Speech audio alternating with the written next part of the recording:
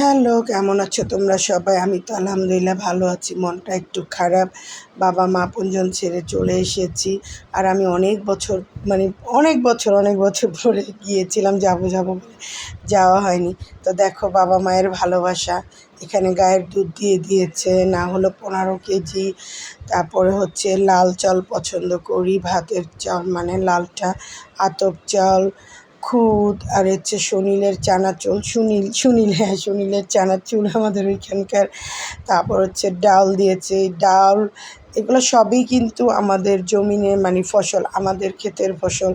এখানে সিমের বিচি শুকিয়ে, তারপরে হচ্ছে কালো জিরা, ধইন্যা, আর এখানে হচ্ছে যেগুলো মানে দেশি মোরগ কবুতর, এগুলা রসুন কিন্তু আমাদের জমিনেরই। আর হচ্ছে এই যে খাঁটি মধু, এটা তো ভিডিও তোমরা দেখেছ।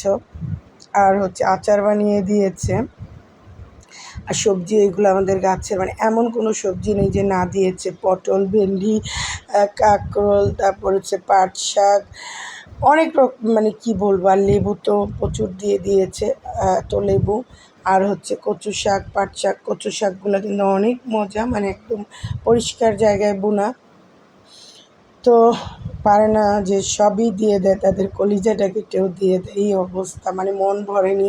আমাকে নাকি বলতেছে আসার সময় আমার বাবা, কিছুই দিতে পারিনি, কিছুই করতে পারিনি। মানে আমি শুনে তো কান্না করে দিয়েছি যে কি বলে এর, মানে আর কি করবে।